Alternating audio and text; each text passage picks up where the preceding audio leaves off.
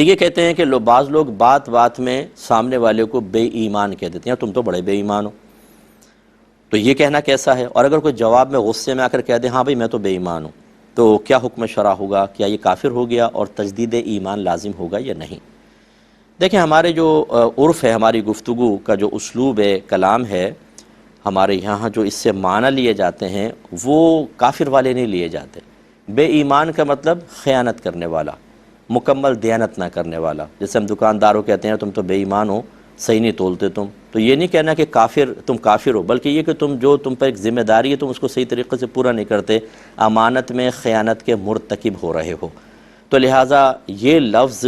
بہرحال نہیں کہنا چاہیے، لیکن اس پہ وہ والا حکم نہیں لگے گا جو نبی کریم صلی اللہ علیہ وسلم نے ارشاد فرمایا کہ جو کسی مسلمان کو کافر کہے اور وہ کفر کا اہل نہ ہو، یعنی وہ اس میں کوئی کفریہ بات نہیں ہے، تو یہ کہنے والے کی طرف لوٹ آئے گا۔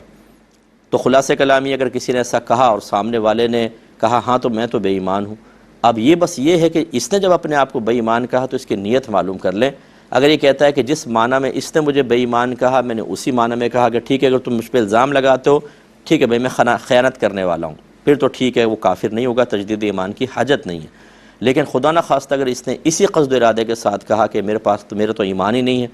میں ٹھیک ہے مانتا ہوں کہ میں کافر ہوں، اس قصد و ارادے سے کہا، تو پھر تجدید ایمان اور تجدید نکاح لازم ہوگا۔ لیکن ایسے الفاظ نہ کہے جائیں۔ جب آپ کہتے ہیں تو بچے بھی دیکھ رہے ہوتے ہیں، دوسرے لوگ اس کو لیتے ہیں، کیچ کرتے ہیں، اور وہی عادات پھر پھیل جاتی ہیں، اور مناسب نہیں ہوتا کسی مسلمان کو بے ایمان کہنا۔ تو گویا کہ اس کے ظاہری الفاظ کی طرف نہیں آئیں گے، ورنہ بے ایمان کا مطلب جس کا ایمان نہ ہو، جس سے ہم کہتے ہیں بے گھر،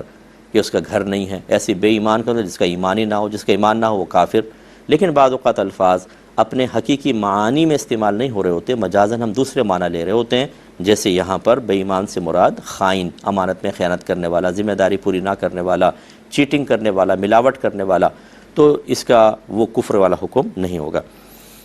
یہ کسی نے بھیجا، میں نے کہا چلو تھوڑا سا آپ بھی مسکرا جائیں۔